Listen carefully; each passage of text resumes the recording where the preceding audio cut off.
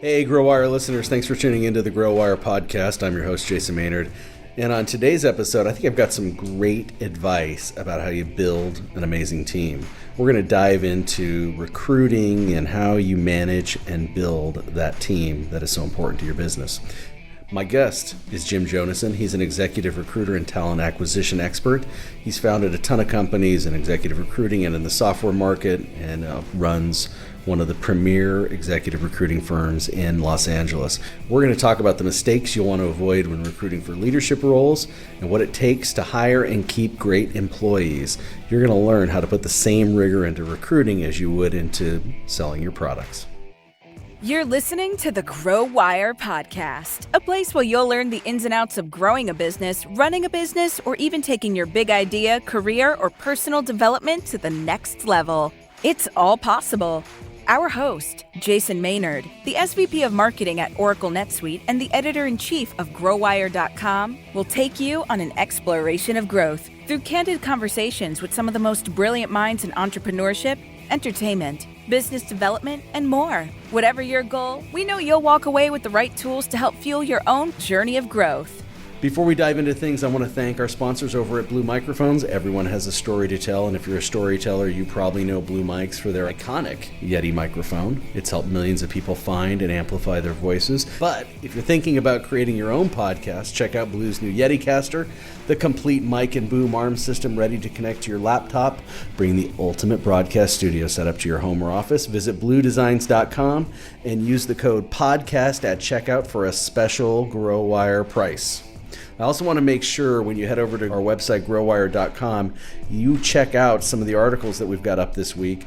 We actually have a post from Jim Jonassen, our guest today, where we dive a bit deeper into the importance of talent acquisition and recruiting, finding the right people to help grow your business. So check that out, growwire.com. Thank you.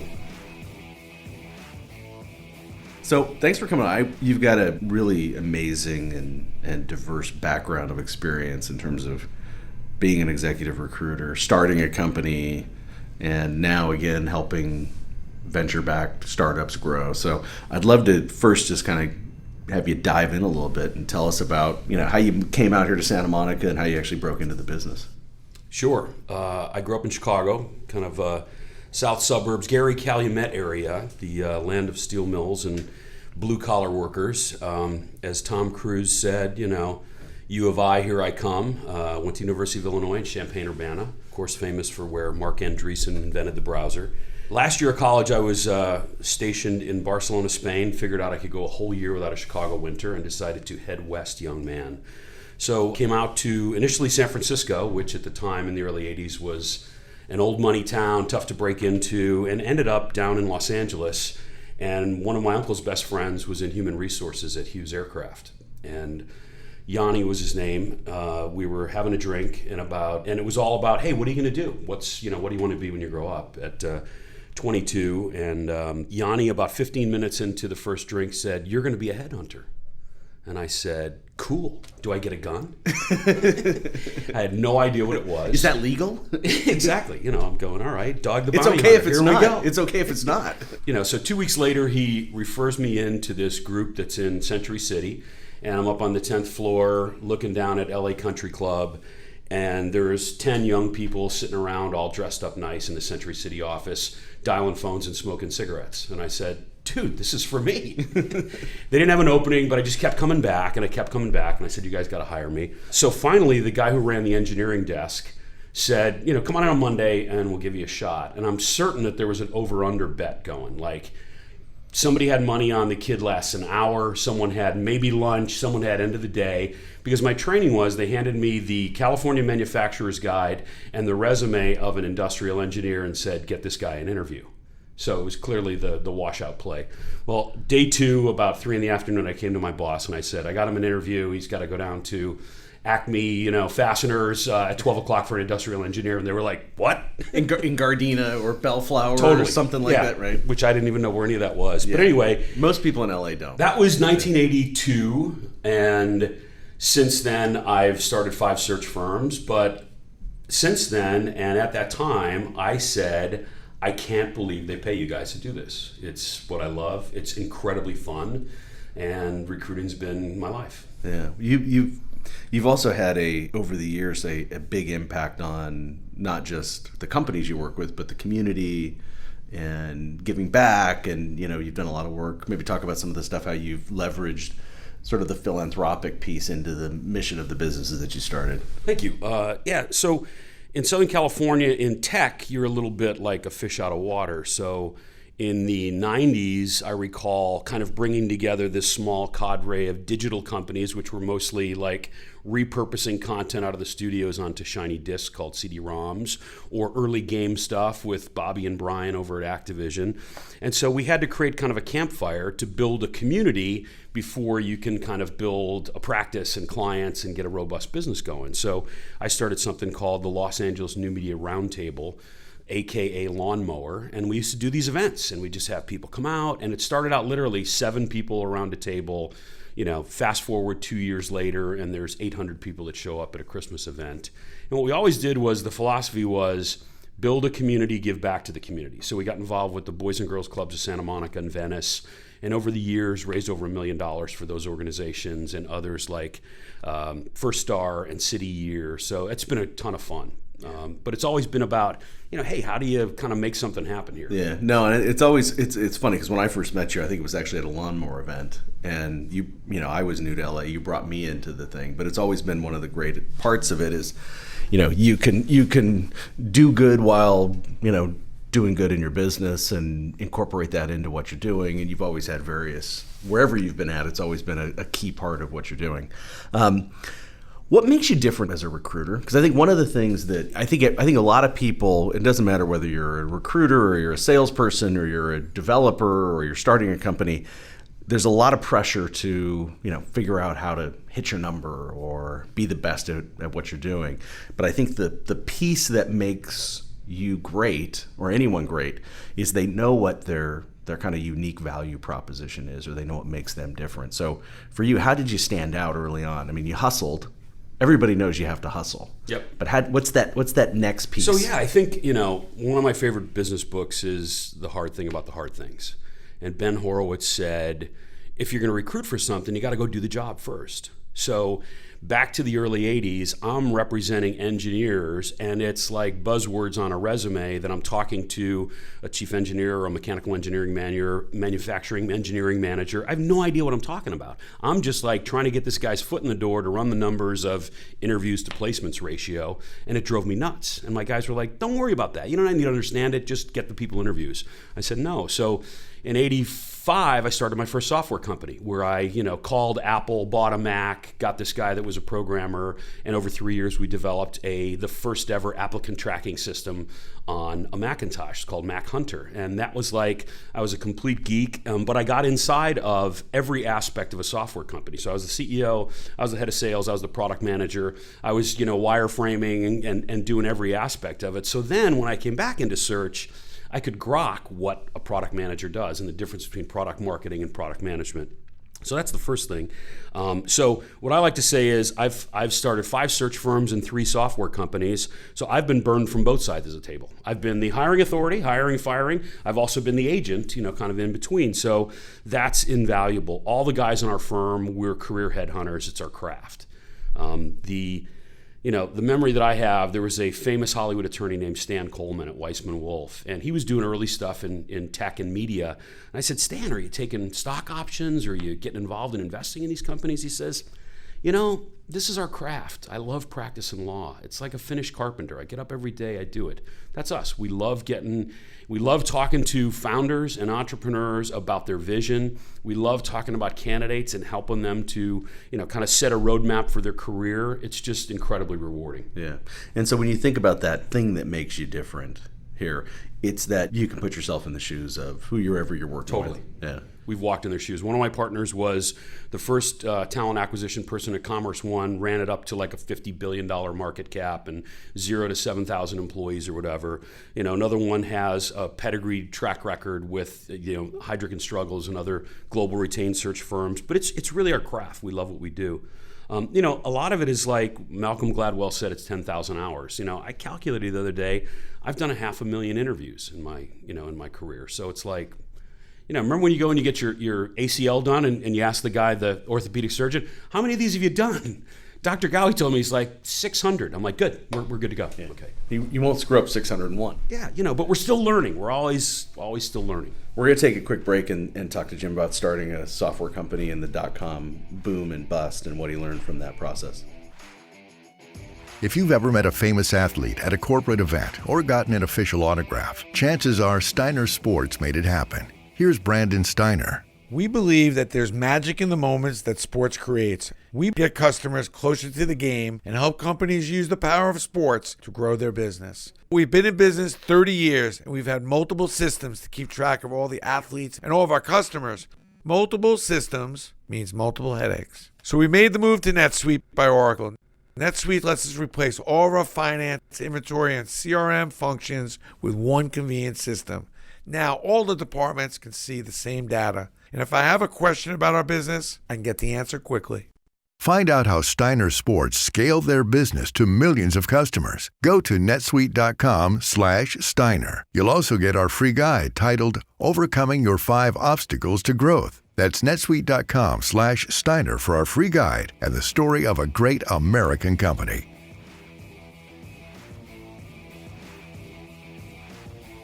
So I want to dive into one of your entrepreneurial ventures.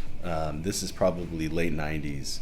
A lot going on. Probably one of the, you look back 18 years ago, one of the biggest changes obviously going on with the internet boom and everything that happened. And this was when you decided to start one of your software companies around, we call it the gig economy today, and obviously the movement of people. So talk to us a little bit about what went into your head back then starting the company. The software company that I'd started back in the 80s, we got to a place where we built systems for the biggest hiring authorities in the world. Robert Half International, which was the most valuable New York Stock Exchange traded staffing company, used our product to do all of their kind of matching. And what we saw was you're at the cusp between client server and the web, early days, WebLogic. There weren't, there was Kiva. There weren't even, there was no enterprise bus. There were very few web servers. But we saw that there was a big change that was going to happen on two things: moving from client server to the web, but more importantly, we saw ERPs and MRPs and all kinds of great enterprise software covering the world of things. But we saw more and more there are people-powered businesses. So we came up with the idea. We said, well, recruiting next has to go into these companies, and they've got to use it for what we called enterprise workforce management. So in 1998, I wrote a business plan, knowing that we had these customers that were the biggest hiring and placing authorities in the world, and we went out with the thesis that people-powered businesses need software to run them. So we created it. It was Mr. Toad's wild ride. It was summer of '98. We had term sheet to do a Series A, a $5 million Series A. I went off to vacation, and I remember your wise words at the time were, hey, it's August, short the queues. Tech is always going to get crushed a little bit at the end of the summer. So I'm on my 1-week vacation, and PeopleSoft, who was our darling that we'd told all the investors were just like PeopleSoft, they'll acquire us, they lost 35% of their market cap in 2 days. And so it was like, all right, so from there we had to kind of finish out the Series A. It took us 3 months. We ended up getting Rick Snyder, who is now the governor of Michigan, who was investing Ted Waite's Gateway money to be our lead investor, and then Bill Woodward and a couple of other investors locally. So we raised $5 million, and we hit the gas. Now heading into '99, and there was this weird thing going on with these venture guys, and it was go big or go home. We were like, great software, sell the software, find customers, find more customers. These guys were, no. We got to scale. We got to scale here. So, we went at it hard and ended up getting acquired in Q4 of '99 by a company called Opus 360. This was a company that had raised $75 million in private equity. They had offices in Silicon Alley, New York.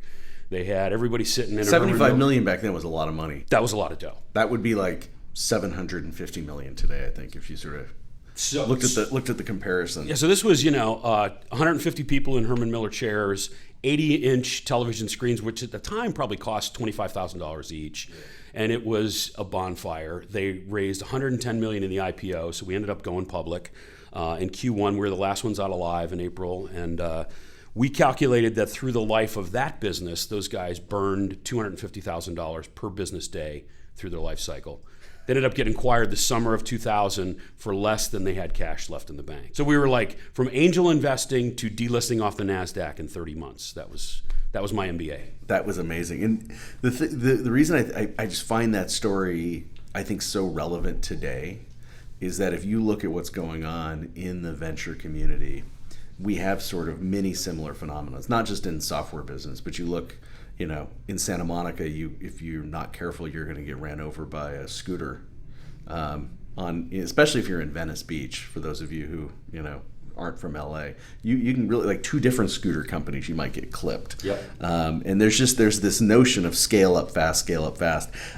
What's your lesson, maybe, or your advice for those companies that are in that sort of hyper, I raised a ton of venture capital money is mode? Well, now it's also, not just venture capital, it's ICO money. So it's crypto and blockchain. That's a new, kind of crowdfunding source. But yeah, I think it rarely ends well when you're, early in a market and you've got to grow into a massive valuation and you start, hey, we got to figure out what we got to do all this cash. I remember when I did the first business plan, it was, we need about $700,000. Everybody said, no, man, you got to raise $5 million. Because that's what the VCs want, because they need to take 20% of the company. And I'd say to entrepreneurs, don't listen to that. Think of customers, as opposed to investors as early as you can. Wait as long as you can to raise any institutional money. One of my clients that probably I think of as the kind of the icon of my recruiting career was Tableau, and Christian and those guys. They ran so lean and so bootstrapped for so long, and then they took their first money from NEA, and because they wanted NEA as a partner, they ended up raising another round from NEA, and that's all they did till they went public. How much did they generate revenue when they took their first outside money? They were probably 2 to 5 million, run rate revenue, and that was a desktop app, so they had a lot of customers at that time. Yeah. With a vision to kind of create the last mile of business intelligence, and they executed on it. But I remember Christian saying, wait as long as you can, be as lean as you can. He was like, 4 kids in the 10-year-old Subaru and, Mr. CEO. So when you went through this process, obviously, there's the part about how much do you raise and how quickly can you scale and invest. What did you learn from the people side in terms of when you get that much money, you got to hire a lot of people. That's typically where the cash is going. What were some of the lessons learned from scaling the headcount that quickly? It's difficult because you move away from, again, the board is pressuring you. You've got to build out your sales team. You need to hire 10 more engineers. So you start to lose sight of those baseline foundational things that you use, like a set of values that you're going to match from, kind of an ethics and moral compass, and all of that. That's really important. Soft skills, building a culture and saying, we're going to keep this culture by design, not let it go feral. And when you start onboarding way faster than, you're kind of keeping controls on that, there's danger ahead. Yeah. And so it's not that the 11th person you're hiring is bad. You've just outpaced your ability to actually put the controls in and do the checks. Is that Exactly. Is that where you sort of break organizationally?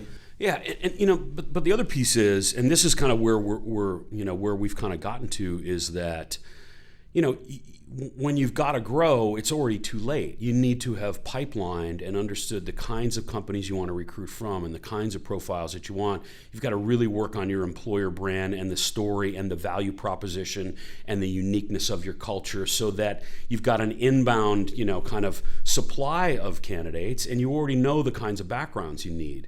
Once you kind of turn and it's like, oh, let's create some job descriptions and rock and roll, you're behind the 8 ball. Got it. I've always heard you talk about, and you use this word inbound, and maybe this is part of what you experienced firsthand, was that you need to treat the hiring process and your talent acquisition like you would treat customer acquisition. Maybe talk a little bit about that, because I think it's it's an interesting way to look at the hiring process. Yeah, you create your reality with your vocabulary. And when companies talk about applicants, an applicant is someone who is applying, who is leaning forward, who is typically on the beach or unhappy or unskilled and now looking. And so you're kind of farming, inbound talent processors inside of your company. They're not really recruiters. They're definitely not hunters. They're processing through those resumes, which we now know are 75% fabricated and mostly pumped up, and with all the keywords. So you've got to change that paradigm to saying, time out. We've got to now forget about applicants and look for candidates. Candidates are people that we're targeting, that are in the kinds of companies, that have the kinds of environments and the kind of cultures and the kind of skills and the kind of technologies that you're looking for. And now we've got to proactively go and get them. Just like we're segmenting a market and we're running the top of the funnel and we're driving them down and we're constantly qualifying as we go down. So this is something that's really hard for companies to grok. The discipline and science that goes into customer acquisition from a marketing and sales standpoint, that level of methodology, I don't think exists on the people talent side of the fence. We're in the top of the first inning. I mean, we've seen, we talked about it before, marketing and customer acquisition has been reinvented in the last 3 to 5 years. Talent acquisition hasn't. There's some fluffy terminology and stuff, but in the main, we pop it into ZipRecruiter and that automates the spamming of that posting to 7 million sites where lots of applicants leaning forward. So again, we've kind of automated bad practices rather than taking the hard look at, I ask CEOs, I go, tell me about your pitch deck. How often do you change your pitch deck? And how important is that in your sales collateral? Oh man, it's sometimes hourly. I'm constantly tweaking it. We're constantly refining it. I'm like, tell me about your employer brand. What does the about your company say on the postings that you put out there? I don't know. We copy and pasted it off something else. And how do you guys develop position descriptions? Mostly we go to old ones and copy and paste and kind of feather them up. So it's just like you need to look at the talent pool and those candidates that you're after, just like the best investor that you want. And you know what? Pitching and screening and qualifying and closing them is going to be even harder than getting great investors. Which American company started with a guy in a garage, was featured on Shark Tank, and now has over 1 million customers? Hint, they're reducing crime in neighborhoods everywhere. Here's Ring Video Doorbell founder Jamie Siminoff with his secret to success. It's true. In just a few years, we've had huge growth. We've hired hundreds of people, expanded our warehouse, and we're shipping millions of units a year, all while making sure our customers are happy. I've had lots of things to worry about, but I never worry about our finance and accounting because we use NetSuite from Oracle. From the beginning, NetSuite let me see what's going on with my business in real time, from revenues to expenses, customers and orders, even HR. I run my business from a dashboard right on my phone. NetSuite has been my business management system from 10 to a team of over 1,000. And NetSuite will be my choice as we continue to innovate and grow. Go to netsuite.com/ring to see how Jamie scaled his business. You'll also get our free guide titled Overcoming Your 5 Obstacles to Growth. That's netsuite.com/ring for your free guide and the story of a great American company. netsuite.com/ring. You kind of touched on this a little bit about what you see today in the field, but how would you sort of, from a macro standpoint, describe what it's like to hire today, and maybe for the benefit, you're obviously focused on venture-backed companies, right? Most of the work you're doing. Venture-backed and then private equity-backed, kind of growth stage and middle market, but that's the ceiling. But it's companies who have they have capital, and their mandate is to grow. So they're in that conundrum, if you will. They have outside money. They have an investor saying, hey, we put money in and we expect you to generate a return and rather quickly. Remember that use of proceeds slide, which was manpower? Yeah, that's where you're tackling. So what's the environment today looking like? The macro is the lowest unemployment we've ever had. And that's across a general population in all sectors of the industry. Within tech, you've got two things going on. First of all, there is a dramatic shortage of skills. The number of requirements outstrips, the supply out there, orders of magnitude. But more importantly, you've got an unbelievable amount of dry powder of capital chasing deals, which means that there are an unbelievable number of zombie companies that will never get to their next round of funding, that will never get to any scale, and they're sucking talent out of the market. So that makes it this perfect storm of incredibly difficult recruiting and hiring, environment. We've now got 2 clients that are middle market, one of them $100 million SaaS company, another one north of $1 billion company, who have come to us and said, the yield from our talent acquisition has basically gone to zero. So that chumming the waters with postings and LinkedIn job descriptions and, resumes coming over the transom, it's now down to zero. So how do they measure that? They're measuring it by the number of open recs, the time to hire, but more importantly, the screaming general managers and functional leaders that are saying, you're killing me, we've got to fill these recs. So they've admitted and raised their hand and said, we don't know how to hunt, we know how to farm, and we're dying, we're choking on our own blood because we've got to fill these critical roles. Come in here and teach us, come in here and help us to do it. Do you find that, is this a geographic thing in terms of is it a San Francisco, LA, New York, the venture hub thing, or do you see it from, other folks that are maybe not in the traditional venture hubs? I can't speak to kind of outside of our sector and geography. I know it is in every kind of emerging tech, area, Seattle, Austin, LA, San Fran, New York, Boston. It's, we're in DEFCON 4. It is the biggest problem is attraction and retention, and you've got now, which has emanated from the Valley, is, the model of, okay, I got a 12-month cliff and a 4-year vest. That means I'm going to work here for a year and a day. Check out, I've vested a quarter of those shares. Time for me to go by. So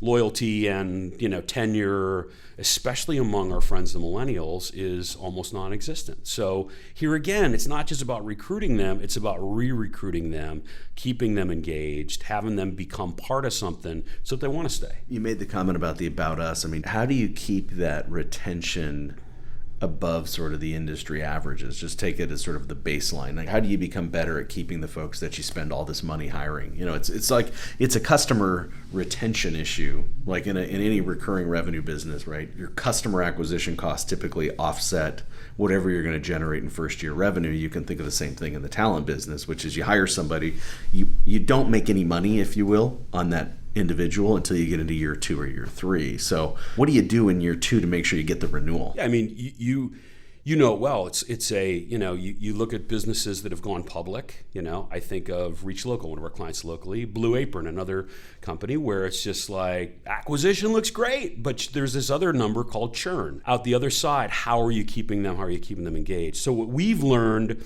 is that despite all the kind of conventional wisdom about compensation and benchmarking and stock options and pool tables and foosball and free lunches and massages, it's about, and this is where CEOs and leadership teams miss in a huge way, it's about transparency, it's about openness, it's about making sure that everybody from the receptionist up to the executive vice president understands the mission, is completely engaged with what we're doing, knows who our customer is, and is really about that, that mission and that set of strategic and tactical initiatives that are going on.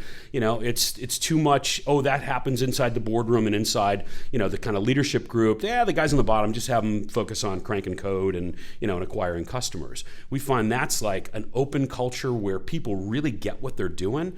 I mean, our friend Jamie at Ring, everybody in that company up and down the organization was really stoked about what they were doing and getting involved with the LAPD and neighborhoods and towns and homeowners and so on and so forth. And that was a great culture where we didn't see any resumes coming out of that place. It's interesting to talk about this mission and purpose and how do you keep your employees engaged around, hey, we're trying to solve a bigger problem, whatever it is.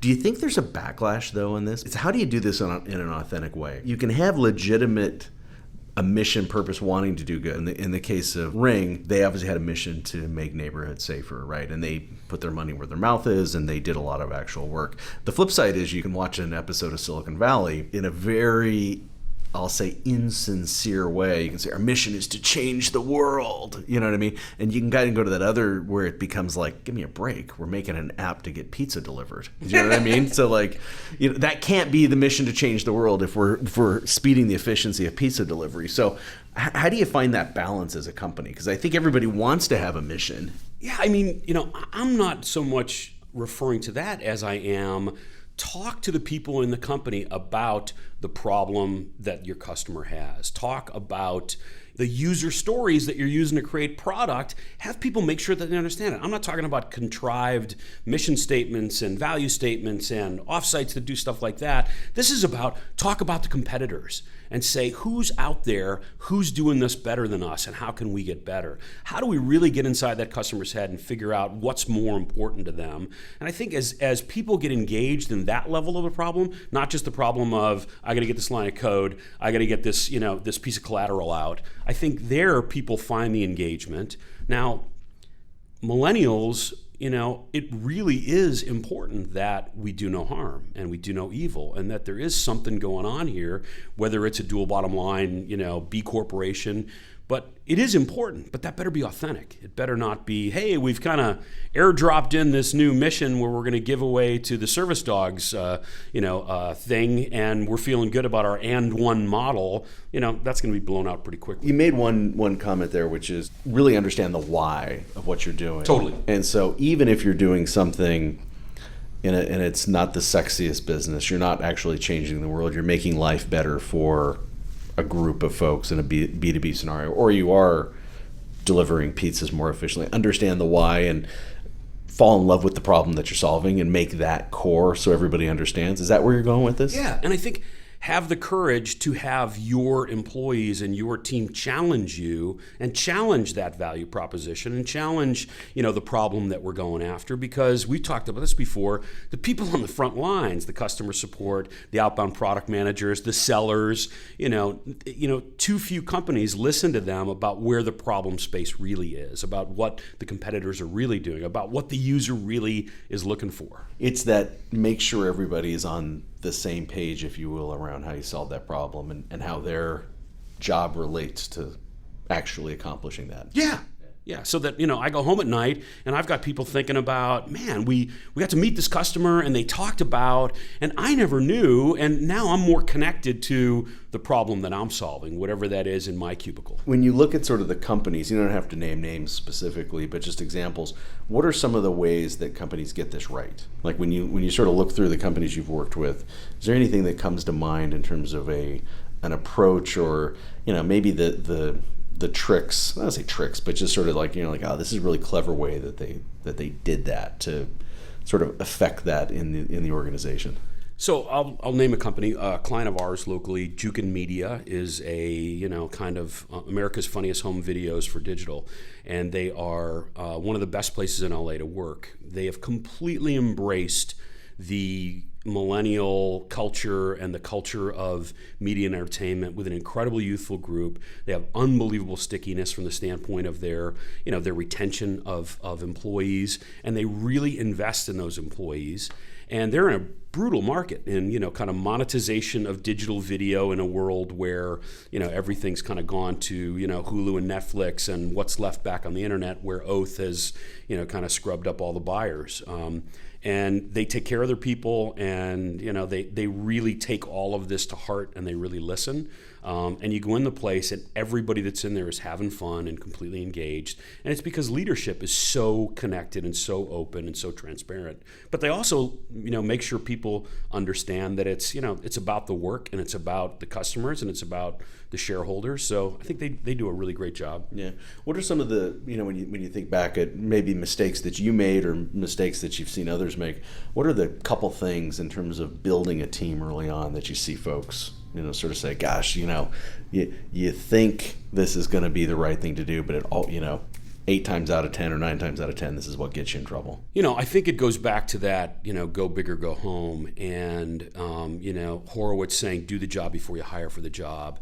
It's like, I think, you want, if you say, if we hire a CMO now, our brand will pull us to the next level. If we go and get that enterprise VP of sales now, who's used to just scaling and hiring lots of people, then we'll grow into that. It's never the case.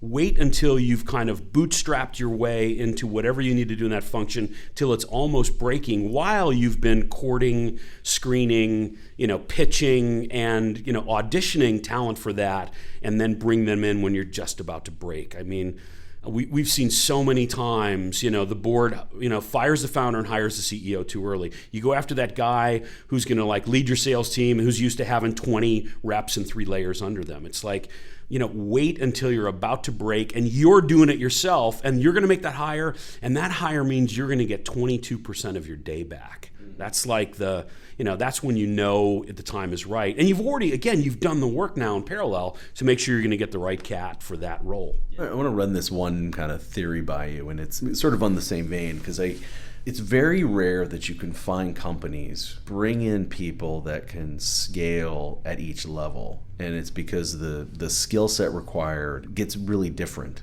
when you're going through that growth phase. So the seed founding stage to sort of like your Series A, maybe that's a group of folks. But when you get into B and C stage round and you've got more money raised and you're obviously on a growth path, you start to see a change in terms of what you need. And obviously D and above, that's sort of rarefied air in terms of growth, and that may have a different skill set. But I wanted to kind of zero in. So if you're at a couple million in sales, maybe say less than 10, you're in that ballpark. Do you find companies are making that mistake, which is they want to go hire the person who she may have been, a rock chief revenue officer? Yeah, and what you really need is somebody who can take you from 10 customers to 30 customers, and that's a roll up your sleeves and get your hands dirty job. Is that a context where the mistake happens? That's a total theme that we see all the time. And so you've got two things going on there. On the one side, you've got CEOs who want to protect everybody. I brought Bob in, and even though he was a bag carrying sales rep, I gave him the VP of sales title, and I told him I wouldn't hire over him. And so we're now waiting too long to replace that individual. And then on the other side, like we said, I'm going with that chief revenue officer too fast. So there's a part of this where you have to say, a growth company is a furnace. It burns and takes a lot of fuel. A lot of the people that you throw on that fire, they're going to burn up and they're not going to scale to the next level. That's okay. There are other, they can go back to the 0 to 5 in another company. You need now to get to the 10 to 50, and that's a different skill set with a different individual. And you've got to be a little bit ruthless about that. And the hardest thing for CEOs to understand, especially first-time CEOs, is when to use the bullet, and when to, again, make that hire where you're saying we're going north, we're going to the next level. Yeah. It's especially looking in sales, looking in engineering leadership. I want the architect who is a hands-on coder to be building a small team and getting me to there. I don't want the CTO who's used to 5 offshore teams and 200 engineers at this level. Again, I want to stress it to breaking point, and then guess what? That person got a lot of stock coming in early. They vested a bunch of it. Now let's find another role or not, but the company of which you're a shareholder has got to move forward. My question was obviously in the context of sales. You brought in kind of the engineering side. I'd be curious to maybe compare and contrast that same approach on your product organization. Do you because you could argue there needs to be, on the product side, more continuity, right? Because you can't swap your code base out completely, right? Whereas your sales organization, you maybe have a little bit more flexibility in terms of changing some of the people, but the core product will live on. So how do you manage that on the developer side? Yeah, specifically to product, what we see time and again is we kind of come into that stage where the company is doing what we call finishing the founding. You're kind of coming out of that scrappy mode and you're looking for professional management. And all too often, the company has gone, maybe to 10 million, maybe to even further than that in revenue, and product management is not a function that lives independently. A product that's handled by engineering. 200 yards from us is a company called Cornerstone On Demand. These guys are publicly traded and, billions of dollars in market cap. The founder, CEO, is the chief product officer. So what I would say is product has got to be formed as an independent function, as the arbiter between, the market-facing sales and marketing and the engineering artistes, and be the owner of that roadmap. So we see that, kind of as the first thing is separate that function way earlier. And so it's interesting you bring that up, is that someone then in the organization, the continuity still needs to be around with that sort of product market vision, problem solving. That can never change. So even if you swap out the parts of the technical team as you grow, or maybe not swap out, you expand. Yeah, it's a division of labor. It's a division of labor, yeah. Early on, we're three people, and we each wear 7 hats. Well, you got to say, at what point do you say this gets separated out? I want to talk to you a little more on this vein of, if you're in this early stage, when do you think you need to start looking at sort of the offshoring, if you will, and having your development teams overseas? Like what's sort of the best practice, or maybe where do people make a mistake? Do they go too early? Do they go too late? Are they trying to, cross time zones? What are the pitfalls or best approaches in that? From what we've seen as the mistakes that companies have made at the early stage, I think that culturally having the kind of maturity and just kind of knowing yourselves, really well before you say, we're going to take this function, we're going to put it in Argentina or Eastern Europe or India, is really important. I think testing some of that stuff with a particular back office, quality, data conversion, ETL, start there. Do a small function, use a vendor. Maybe then you say, hey, we're gonna open up an office. What I would say is get leadership that's done that before. Again, don't make this an adventure. Here's someone who it's an engineering manager who has done India and Ukraine and Israel 3 times before, has their guys, has those teams, and has been burned several times over. So has that scar tissue. You want to invest in that. Find somebody who knows what you don't know. Totally. In that process. Yeah. Just kind of wrapping up here, when you think about sort of the last words of advice or lessons that you'd want people to impart in terms of building a great team, the 1 or 2 things that everybody just has to get right. So we're in the midst of, we created a methodology. The problem with recruiting is it's a black box. On the one side, you kind of put in what you say is a requirement. You pray, some period of time goes by, and then you hope a short list of candidates appears. And we've turned it into a series of sprints that you've got to do and you've got to be methodical about. First of all, Vinod Khosla said it beautifully when he said CEOs need to be spending 50% of their time recruiting. That is absolutely the case. If you're not doing it, you got to get there. You've got to implement a methodology. You've got to make it a practice, like a yoga practice, where every day we are entertaining people that we don't need. We are recruiting our own people to stay. We are looking at the requirements and the narrative of our employer brand and the unique value propositions, and we're targeting the companies that we're going to recruit from actively. We're going to stay in our own team or with external partners in staffing and search. We're finding those places where the skills are great, the training is great, they've made investments, and now we can give them an opportunity to move someplace else. So, it's the rigor that we put into selling methodologies, it's the rigor that we put into customer acquisition and retention methodologies, it's the rigor that we put into engineering and product development, and we don't in the most important area, which is talent acquisition. Yeah. So all the people we want to have execute those functions, we do it randomly. Yeah, we'll take them over the transom. Yeah, that's good words of advice. Well, hey man, thanks for coming by. Appreciate your time today, and I feel a lot of good stuff in here for folks to learn. Awesome. Love and grow wire. So thanks to our guest, Jim Jonassen, for coming in today. I think we learned a lot about how you acquire talent. CEOs, executives need to spend almost 50% of your time recruiting, making sure that you're building the team and also keeping your people happy. Thanks to Jim on this episode, sharing his stories and insights. I also want to shout out everyone who helped make it possible, all of our sponsors, as well as our crew over at Lampstand and our producer, Kendall Fisher. Adios. You just listened to the Grow Wire podcast with host Jason Maynard. Make sure to tune in every week for another episode full of tips, tools, and strategies to take your personal and professional growth to the next level. Until next time.